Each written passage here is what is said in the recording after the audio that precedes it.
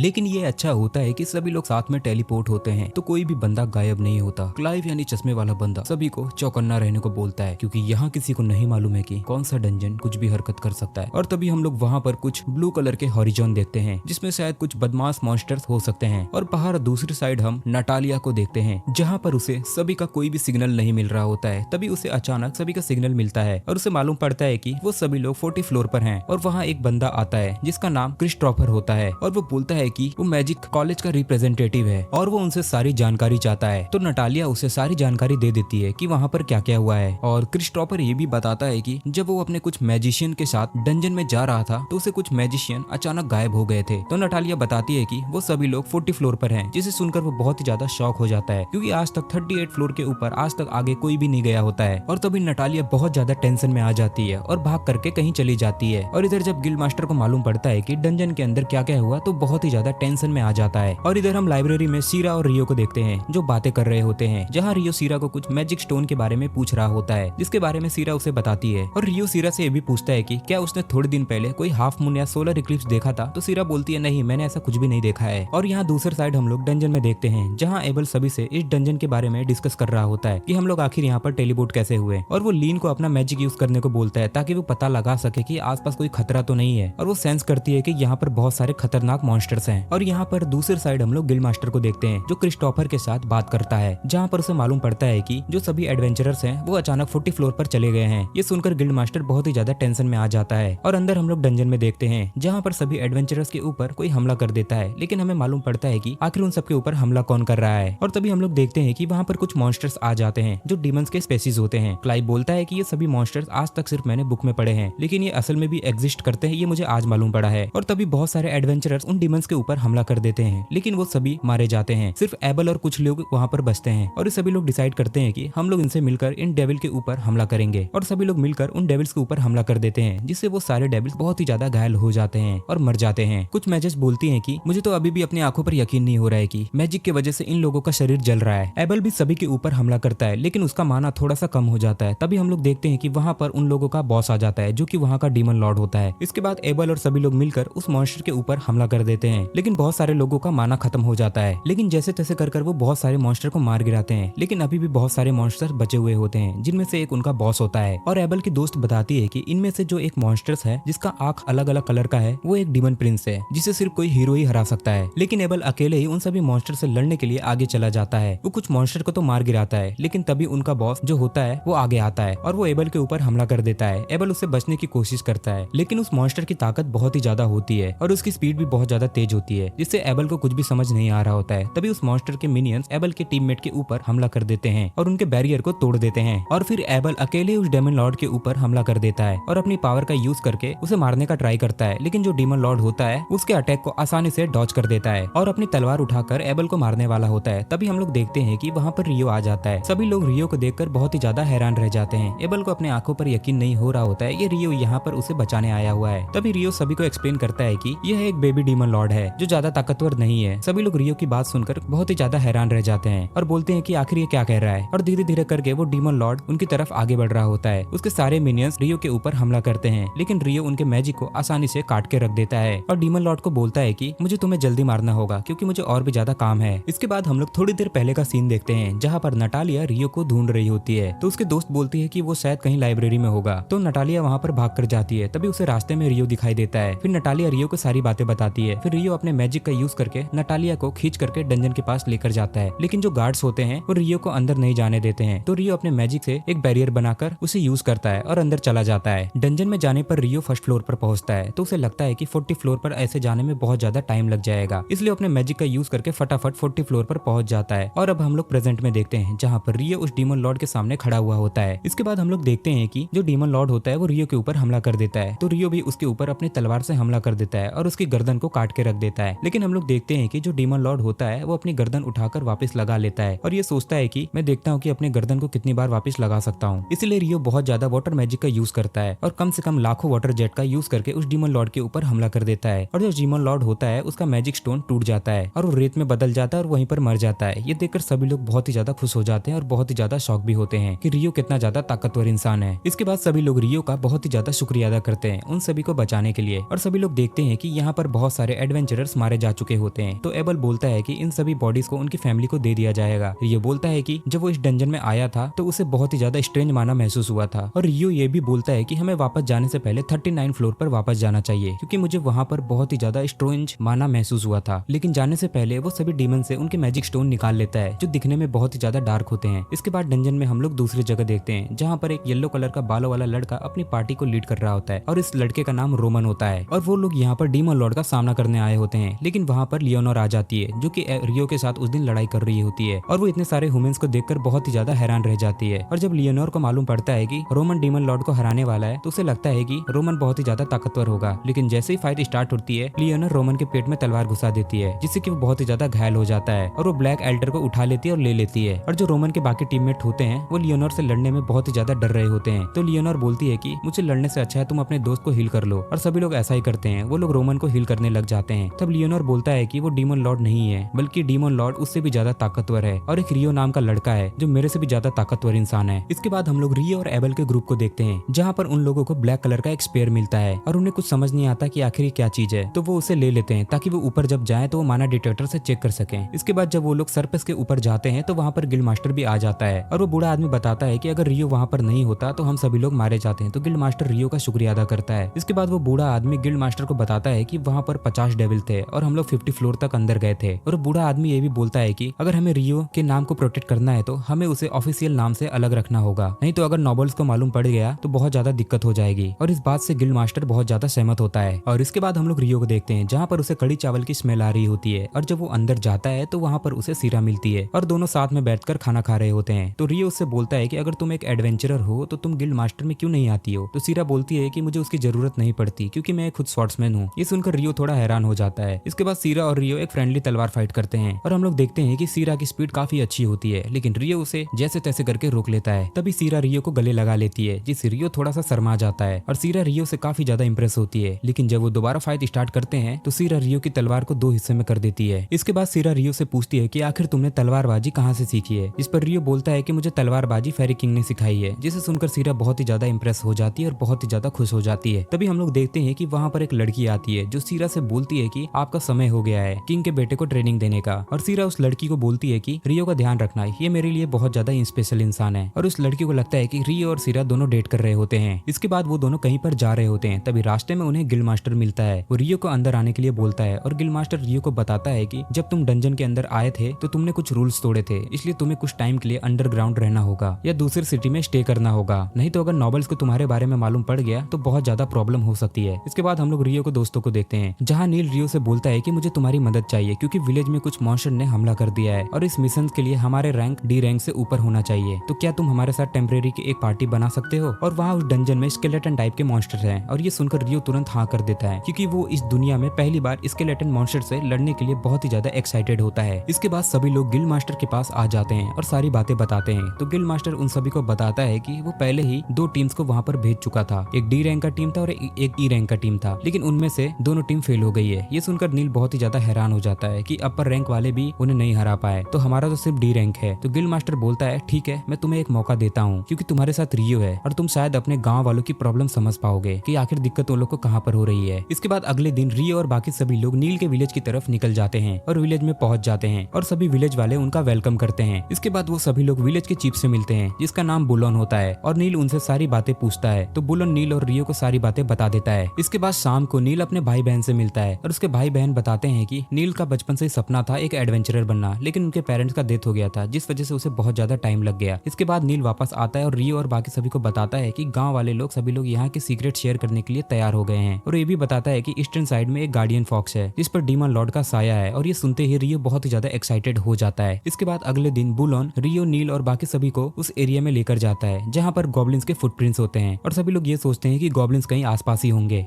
तभी वहाँ पर रियो को किसी मॉन्स्टर की आवाज आती सुनाई देती है। तो नील बोलता है कि सभी गॉब्लिन्स को मत मारना, उनमें से एक को छोड़ देना, हम उनका पीछा करेंगे ताकि पता चल सके कि आखिर वो लोग कहाँ पर जा रहे हैं, और फिर उसके अड्डे पर जा करके सभी गॉब्लिन्स को मार देंगे। और जब वो लोग अंदर जाते हैं तो देखते हैं कि वहाँ पर बहुत सारे प्रॉब्लम आ रहे होते हैं। तब रियो अपने मैजिक का यूज करता है और गॉब्लिन्स को बर्फ का बना देता है, फिर एक एक करके सभी को मिलकर उन सभी को मार देता है, लेकिन एक गोब्लिन को छोड़ देता है ताकि वो अपने अड्डे पर जा सके और उसे मार सके। और जब वो गोब्लिन अपने फैमिली के पास पहुंचता है तो रियो और बाकी सभी लोग उसका पीछा करते हैं, फिर उस गोब्लिन का बर्फ का बनाकर वहीं पर मार देते हैं। और एक एक करके वहाँ के सभी गॉब्लिन्स को खत्म कर देते हैं। तभी हम लोग देखते हैं कि वहाँ पर गॉब्लिन्स का बॉस आ जाता है जो दिखने में बहुत ही ज्यादा बड़ा होता है। वो गॉब्लिन सभी को मारने के लिए आगे बढ़ता है। तब रियो अपने मैजिक का यूज करके उस गॉब्लिन को जमीन पर गिरा देता है और नील से बोलता है कि तुम इसे मार दो, और नील जाकर के उसे मार देता है। उस गॉब्लिन को मारने के बाद वो सभी लोग उन सभी के मैजिक स्टोन्स कलेक्ट कर लेते हैं। इसके बाद वो सभी लोग वापस विलेज में आते हैं जहाँ उन्हें एक बूढ़ी औरत मिलती है। वो उन्हें एक स्टोन के बारे में बताती है। इसके बाद वो लोग वापस जंगल की तरफ जाने लगते हैं। रास्ते में बूढ़ी औरत उन सभी को गार्डियन बीस्ट के बारे में बताती है। थोड़ी देर बाद वो सभी लोग केव के अंदर पहुंच जाते हैं जहाँ वो गार्डियन बीस्ट आता है। लेकिन जब वो बीस्ट आता है तो वो बात करने लगता है और उसे देखकर रियो बहुत ज्यादा हैरान नहीं होता है। उसे लगता है कि यहाँ कोई खतरनाक मॉन्स्टर होगा जिससे उसे लड़ने का मौका मिलेगा। तभी वो बीस्ट अपना नाम बताता है। वो बोलता है कि मेरा नाम कुशान है, जो फॉग स्पिरिट होता है। वो सभी को बताता है कि हम लोग इस डंजन के आखिर कैसे क्लियर कर सकते हैं और सभी को अपना प्लान समझाता है। इसके बाद रियो अपने लाइट मैजिक का यूज करता है जिससे सारे नॉर्मल स्केलेटन्स मर जाते हैं। फिर उसके बाद नील बड़े वाले गेट को खोलते हैं जिसके अंदर एक बहुत ही बड़ा जायंट स्केलेटन लॉक होता है। रियो अपने मैजिक का यूज करता है जिससे फॉक्स स्पिरिट को सिग्नल मिलता है। फिर फॉक्स स्पिरिट स्केलेटन को सील कर देता है। हम देखते हैं कि जायंट स्केलेटन अपने सील तोड़कर बाहर आ जाता है। जैसे वो जायंट स्केलेटन बाहर आता है, रियो अपने मैजिक का यूज करके आइस की एक शीट बिछा देता है। जायंट स्केलेटन उस पर फिसल जाता है और एमल और बाकी सभी लोग मिलकर जायंट स्केलेटन को मार गिराते हैं। जायंट स्केलेटन को हराने के बाद वो सभी लोग अंदर आ जाते हैं। वहाँ उन्हें एक अर्थ गॉडेस की मूर्ति मिलती है और उसके हाथ में वही ब्रोकन स्पेयर होता है जो पहले डंजन में मिला था। वो बिल्कुल वैसा ही दिखाई देता है। मूर्ति के पास ही वो बूढ़ी औरत होती है। वो डिसाइड करती है कि वो इस शीरीन को लॉक कर देगी ताकि कोई भी माना के अंदर ना जा सके। इसके बाद वो सभी लोग अपना मिशन कंप्लीट करके वहाँ से चले जाते हैं। रास्ते में वो बहुत बातें करते हैं कि उन्हें अगले मिशन पर कब जाना चाहिए, लेकिन रियो बोलता है कि वो सोच कर बताएगा क्योंकि उसे गिल्ड मास्टर ने मना किया है कि अभी कोई भी मिशन पर पार्टिसिपेट करना बहुत ही ज्यादा रिस्की हो सकता है। इसके बाद सिटी में वापस आने के बाद वो लोग को अगले मिशन के लिए मर्चेंट सिटी में भेज दिया जाता है जैसा कि गिल्ड मास्टर ने उसे बताया था। और लकीली रियो के दोस्त को भी वही मिशन मिला हुआ होता है। इसके बाद वो लोग नए सिटी पर पहुंच जाते हैं और इस सिटी में कोई फेस्टिवल चल रहा होता है जिस वजह से वो लोग बहुत ज्यादा मजा करते हैं वहाँ पर। इसके बाद अगले दिन हम लोग देखते हैं कि कैसल के बाहर बहुत ज्यादा घोड़ा गाड़ी लगा हुआ होता है और एक घोड़े गाड़ी के अंदर एक बहुत ही बड़ा और ग्रेटेस्ट विजार्ड मौजूद होता है जो कि डेब्यू एम्पायर का बहुत ही खतरनाक विजार्ड किंग होता है। और उसे यहाँ पर एक प्रिंसेस को बचाने का और उसे प्रोटेक्ट करने का जॉब मिला हुआ होता है और उस प्रिंसेस का नाम होता है प्रिंसेस फियोना। इसके बाद हम लोग प्रिंसेस फियोना को देखते हैं जो कि किसी पार्टी में मौजूद होती है। तभी उसका भाई बोलता है कि अब तुम्हें थोड़ा सा रेस्ट कर लेना चाहिए क्योंकि तुम्हें अगले दिन बहुत ज्यादा काम है। इसके बाद अगले दिन हम लोग एबल को देखते हैं जो कि वो रियो को देखता है कि यहाँ पर बहुत ज्यादा अनकंफर्टेबल होता है और रियो के सारे दोस्त भी वहाँ पर मौजूद होते हैं। तभी वहाँ पर एबल के सारे टीममेट्स भी आ जाते हैं और जब वो लोग यहाँ पर आ जाते हैं तो वो लोग सभी को बताते हैं कि तुम्हें यहाँ पर बहुत ज्यादा चौकन्ना रहने की जरूरत है क्योंकि यहाँ पर प्रिंसेस फियोना भी है और यहाँ का सबसे ताकतवर विजार्ड किंग भी है। इसका मतलब ये है कि यहाँ पर कोई कुछ नॉर्मल नहीं होने वाला है, यहाँ पर बहुत ज्यादा खतरा भी हो सकता है। तभी यहाँ पर विजार्ड किंग को बुलाया गया है और कहा जाता है कि विजार्ड किंग अकेले ही 1000 सोल्जर को एक ही बार में जला सकते हैं। और जब रियो ये बात सुनता है वो थोड़ा सा हैरान हो जाता है और बहुत ज्यादा ध्यान से ये बात सुन रहा होता है और थोड़ा ज्यादा क्यूरियस होता है क्योंकि वो उस विजार्ड किंग को देखना चाहता था। इसके बाद एबल के दोस्त वहाँ से जाने लग जाते हैं तो रियो और बाकी सभी लोग भी यहाँ से जाने लग जाते हैं। तभी वो ऑस्कर से टकराता है जो कि यहाँ का सबसे ताकतवर मैजिशियन होता है और बहुत ही खतरनाक विजार्ड किंग होता है। और जब वो लोग टकराने वाले होते हैं तो ऑस्कर उससे थोड़ा दूर हट जाता है और दोनों एक दूसरे से माफी मांगते हैं। इसके बाद रियो वहाँ से चला जाता है लेकिन जो ऑस्कर होता है वो रियो को बड़े ध्यान से देख रहा होता है। इसके बाद हम लोग वहाँ के प्रिंस को देखते हैं जो कि एबल से बात कर रहा होता है और वो लोग यहाँ के बारे में कुछ डिस्कस कर रहे होते हैं और थोड़ी देर बात करने के बाद जो वो प्रिंस होता है यहाँ से चला जाता है। इसके बाद हम लोग प्रिंसेस फियोना को देखते हैं जो कि अपने बिस्तर पर लेटी हुई होती है और तभी हम लोग देखते हैं कि वहाँ पर ऑस्कर भी आ जाता है और उसका असिस्टेंट भी उसके साथ आया होता है जो कि फियोना के लिए कुछ खाने के लिए लाया हुआ होता है। इसके बाद वो सभी लोग रियो के बारे में बात कर रहे होते हैं। ऑस्कर बताता है कि कैसे वो लोग टकराने वाले थे लेकिन रियो के वजह से वो टकरा नहीं पाए क्योंकि रियो बहुत ही ज्यादा फास्ट रिएक्ट करता है। ऑस्कर ये भी बताता है कि उसका कपड़ा थोड़े मैजिशियन के टाइप था जिसे सुनकर फियोना थोड़ी सी हैरान होती है और थोड़ी सी उत्साहित हो जाती है। इसके बाद जो फियोना होती है वो ऑस्कर को अपना टीचर बोलती है जिसके वजह से जो ऑस्कर होता है वो थोड़ा सा अनकंफर्टेबल हो जाता है। इसके बाद अगले दिन हम लोग रियो और उसके दोस्त को देखते हैं जो कि यहाँ पर इस फेस्टिवल में बहुत ज्यादा मजे कर रहे होते हैं और बहुत सारे कॉम्पिटिशन में पार्टिसिपेट कर रहे होते हैं। तभी वहाँ पर एबल आ जाता है और रियो एबल को बोलता है कि तुम्हें भी इस कॉम्पिटिशन में पार्टिसिपेट करना चाहिए। जिसके बाद एबल आर्चरी में पार्टिसिपेट करता है और एक ही बार में एकदम खतरनाक तरीके से निशाना लगा जाता है जिससे कि वहाँ के लोग बहुत ही ज्यादा खुश हो जाते हैं। तभी वहाँ पर एबल के टीममेट आ जाते हैं और जो लड़की होती है वो एबल को बोलती है तुम्हें मेरे साथ बाजार में घूमना चलना चाहिए। इसके बाद वो लड़की एबल को लेकर वहाँ से बाजार में निकल जाती है। सभी को लगता है कि ये दोनों डेट पर जा रहे हैं। इसके बाद हम लोग वहाँ पर सीरा को देखते हैं जो कि रियो को ढूंढ रही होती है और जब वो सारे जगह रियो को ढूंढ लेती है, जब वो उसे नहीं मिलता है तो वो गिल्ड रिसेप्शनिस्ट के पास जाती है जहाँ पर वो गिल्ड रिसेप्शनिस्ट उसे बताती है कि रियो कहीं पर क्वेस्ट के लिए गया है। जिसे सुनकर शीरा थोड़ी सी उदास हो जाती है क्योंकि उसे कुछ रियो को बताना होता है। इसके बाद हम लोग वापस से रियो और उसके दोस्त को देखते हैं जहाँ पर वो लोग यहाँ पर बोट कॉम्पिटिशन देख रहे होते हैं। लेकिन जो नील होता है वो भी बोट कॉम्पिटिशन में पार्टिसिपेट करता है लेकिन नील का एक दोस्त डैन भी यहाँ पर होता है जो कि बहुत ही ज्यादा बदमाश होता है। तो नील और वो लोग यहाँ पर झगड़ा करने लग जाते हैं और वो लोग इतना ज्यादा झगड़ा करते हैं कि सभी बोट्स आगे निकल जाते हैं और वो लोग यहाँ पर झगड़ा करने लग जाते हैं और झगड़ा करते करते ये लोग पानी में गिर जाते हैं। और जब ट्रॉफी डिस्ट्रीब्यूशन होता है तो ट्रॉफी के लिए भी ये लोग आपस में झगड़ा करना शुरू कर देते हैं। इसके बाद रियो और उसके दोस्त अगले दिन यहाँ पर एक फ्यूचरिस्टिक बोट देखने आए होते हैं और वहाँ पर गिल्ड मास्टर भी मौजूद होता है जो कि इस शिप के बारे में उन सभी को समझा रहा होता है। इसके बाद रियो और बाकी सभी उसके दोस्त लोग एक वेपन शॉप में आए होते हैं क्योंकि उन सभी को कुछ वेपन्स खरीदने होते हैं। इसके बाद रात में हम लोग एबल को देखते हैं जो कि प्रिंसेस के पार्टी में गेस्ट बन के आया हुआ होता है और तभी वहाँ पर प्रिंस भी आ जाता है जो कि फियोना को एबल से इंट्रोड्यूस करता है। इसके बाद हम लोग देखते हैं कि जहाँ पर कुछ मैजिशियंस होते हैं, जहाँ पर जो मैजिक मशीन होता है वहाँ पर कुछ वो रिस्पॉन्स नहीं कर रहा होता है जिसमें से चिंगारी निकल रहा होता है। तभी देखते ही देखते वहाँ पर कुछ घुसपैठिए आ जाते हैं और उस मैजिशियन को मार गिराते हैं। और इस साइड हम लोग देखते हैं कि एबल अभी भी इन सभी से बातें कर रहा होता है। तभी जो प्रिंसेस होती है उसे दिखाई देता है कि कैसल के ऊपर कुछ घुसपैठियों ने हमला कर दिया होता है। उधर हम लोग एबल को देखते हैं जो कि किसी नोबल मैन से बात कर रहा होता है यहाँ के सेफ्टी के बारे में। एबल सोचता है कि यहाँ पर इतना ज्यादा अच्छा पार्टी है तभी भी इतना ज्यादा सेफ्टी क्यों है। तो वो नोबल समझाता है कि यहाँ पर अगर कोई घुसपैठिए आ गए तो हमें उनसे बचने के लिए ये सब इंतजाम किया गया है। और वो एबल को एक डिवाइस के बारे में भी बताता है कि बाहर का कोई भी आवाज अंदर नहीं सुनाई देता है, जिसके वजह से जो घुसपैठिए होते हैं वो अटैक करते हैं, जिस वजह से एबल को कुछ भी बाहर का सुनाई नहीं दे रहा होता है। इसके बाद हम लोग ऑस्कर को देखते हैं जो कि यहाँ पर अपने सबऑर्डिनेट्स के साथ खाना खाने बैठा होता है। उसके दोस्त बोलते हैं कि तुम्हें खाना खा लेना चाहिए, लेकिन ऑस्कर बोलता है कि जब तक फियोना यहाँ पर नहीं आ जाती मैं खाना नहीं खा सकता हूँ। इसके बाद हमें ऑस्कर का एक छोटा सा बैक स्टोरी दिखाया जाता है। हमें बताया जाता है कि ऑस्कर एक पास के पहाड़ियों में उसका जन्म हुआ था और बहुत ही छोटे उम्र से जो ऑस्कर होता है वो फायर मैजिक का यूज करता है और ऑस्कर अपने फायर मैजिक का यूज करके सभी गांव वाले का हेल्प करता है। एक दिन गांव में कुछ बैंडिट्स हमला कर देते हैं, जहां पर जो ऑस्कर के फादर होते हैं वो बोलते हैं कि तुम्हें अपनी मदर के पास जाना चाहिए, मैं इन बैंडिट्स को देखता हूँ। लेकिन जो बैंडिट्स होते हैं वो बहुत ही ज्यादा ताकतवर होते हैं। बाकी बैंडिट्स तो मारे जाते हैं लेकिन जो उनका बॉस होता है बहुत ही ज्यादा ताकतवर होता है। वो दौड़ के आता है और सभी गाँव वाले को मार देता है। और जो ऑस्कर का घर होता है उसके बाहर एक गार्ड खड़ा होता है, वो इतना ज्यादा ताकतवर नहीं होता, जिस वजह से वो जो बैंडिट्स का लीडर होता है वो घुसता है और उसे मार देता है। इसके बाद वो ऑस्कर के घर के अंदर घुस जाता है। उसकी मदर उसे रोकने की कोशिश करती है लेकिन जो बैंडिट होता है वो उसकी मदर को मार गिराता है, जिस वजह से जो ऑस्कर होता है बहुत ही ज्यादा शॉक हो जाता है और बहुत ही ज्यादा हैरान हो जाता है। और जैसे वो बैंडिट ऑस्कर के ऊपर हमला करने वाला होता है तभी हम लोग देखते हैं कि वहाँ पर ऑस्कर के डैड आ जाते हैं जो कि इस बैंडिट को रोकने की कोशिश करते हैं। और जब वो देखते हैं कि उनकी वाइफ को इस बैंडिट ने मार दिया है तो उनका दिमाग काम करना बंद हो जाता है और वो ब्लाइंडली इस बैंडिट के ऊपर हमला कर देता है। लेकिन वो बैंडिट बोलता है कि अगर तुम्हें मुझसे लड़ना है तो बाहर आके लड़ो। और जैसे ही ऑस्कर के डैड बाहर जाते हैं उसके ऊपर तीर कमान से हमला हो जाता है और जो बैंडिट होता है उसके जाल में फंस जाते हैं। और जो बैंडिट होता है उसके पेट में तलवार घुसाकर वहीं ऑस्कर के डैड को मार गिराते हैं। और जैसे ही जो बैंडिट होता है वो ऑस्कर के ऊपर हमला करने वाला होता है तभी ऑस्कर का एक साथी आता है और उस बैंडिट को बोलता है कि यहाँ पर बहुत सारे वुल्फ आ रहे हैं क्योंकि उन्होंने खून का स्मेल को सूंघ लिया होता है, जिस वजह से वो सभी बैंडिट्स यहाँ से भाग जाते हैं। और जब ऑस्कर अपने माता पिता के लाश को देखता है तो बहुत ही ज्यादा दुखी हो जाता है। तभी हम लोग देखते हैं कि वहाँ पर वो स्वॉर्ड स्मिथ आ जाता है जो कि ऑस्कर को बोलता है कि अगर तुम्हें इनके हराना है तुम्हें बहुत ज्यादा ताकतवर बनना होगा और अपने माँ बाप के खून का बदला लेना होगा। इसके बाद हम लोग देखते हैं कि घर के बाहर बहुत सारे भेड़िए आ गए होते हैं। तो जो स्वॉर्ड स्मिथ होता है वो ऑस्कर को बोलता है कि तुम रिवर के पास चले जाओ क्योंकि जो भेड़िए होते हैं उन्हें पानी पसंद नहीं होता है। इसके बाद जो ऑस्कर होता है वो भाग करके रिवर के साइड जाने लग जाता है और जो स्वॉर्ड स्मिथ होता है वो ऑस्कर को प्रोटेक्ट करने के लिए वहीं विलेज में रुक जाता है। इसके बाद ऑस्कर भाग करके रिवर के साइड भागने आ जाता है लेकिन उसके पीछे दो भेड़िए उसका पीछा कर रहे होते हैं। लेकिन जो ऑस्कर होता है वो भागते भागते गलती से स्लिप खा जाता है और पानी के अंदर गिर जाता है। और जब उसका आँख खुलता है तो बहुत ही अमीर घर में उसका आँख खुलता है। और जो नोबल मैन होता है वो ऑस्कर को बोलता है कि तुम्हारा तो रेड बाल है, ये तो फायर स्पिरिट का तुम्हारे ऊपर वरदान है। इसके बाद जो ऑस्कर होता है वो ओल्ड मैन को बोलता है मेरे पास जाने के लिए कहीं भी नहीं है, न मेरे पास घर है, न मेरे पास कुछ भी है, न मेरे माता पिता है, क्या मैं यहाँ पर रुक सकता हूँ? जिसके लिए वो नोबल मैन तुरंत हाँ कर देता है। और ऑस्कर उस नोबल मैन से रिक्वेस्ट करता है क्या आप मुझे तलवारबाजी सिखा सकते हो? जिसके लिए वो नोबल मैन तुरंत हाँ कर देता है। इसके बाद थोड़े साल गुजर जाते हैं और ऑस्कर बड़ा हो जाता है। लेकिन जब वो अपने घर आता है तो देखता है कि ये मैंसन के ऊपर आग लग चुका होता है और हम लोग देखते हैं कि जो वहाँ के बैंडिट्स होते हैं उस नोबल मैन को मार गिराते हैं। और तभी ऑस्कर उस बैंडिट के ऊपर हमला कर देता है लेकिन वो बैंडिट ऑस्कर के पेट में तलवार घुसा देता है, जिसकी वजह से जो ऑस्कर होता है बहुत ही ज्यादा इंजर्ड हो जाता है। तभी ऑस्कर उसके चेहरे को देखता है और उसे याद आ जाता है कि ये तो वही बैंडिट्स है जिसने उसके पेरेंट्स को मारा था। इसके बाद ऑस्कर डिसाइड करता है कि वो उसका बदला लेकर रहेगा और हम लोग देखते हैं कि ऑस्कर का जो बाल होता है वो व्हाइट हो चुका होता है। इसके बाद हम लोग वापस से प्रेजेंट में देखते हैं जहाँ पर बहुत ही ज्यादा तबाही मचा हुआ होता है और जो फियोना होती है वो अपने भाई को देखती है कि वो जख्मी होकर नीचे गिरा होता है तो इसके पास इसलिए वो जाती है और अपने मैजिक का यूज करके उसे हील करने लगती है। इसके बाद जो उसका भाई होता है उसे बोलता है कि तुम्हें बहुत सारे नाइट्स को यहाँ पर बुलाना पड़ेगा, नहीं तो जो ये बैंडिट्स है यहाँ के सभी लोग को मार देंगे। इसके बाद जो फियोना है वो कुछ सिग्नल्स हवा में उछालती है जिसे ऑस्कर देख लेता है और मेंशन की तरफ भागने लग जाता है। इसके बाद हम लोग वापस से मेंशन में देखते हैं जहाँ पर बाकी सभी बैंडिट फियोना और इस प्रिंस के ऊपर हमला कर देते हैं। प्रिंस बोलता है हमें लोग इन बैंडिट्स के मेन टारगेट थे, तो हमें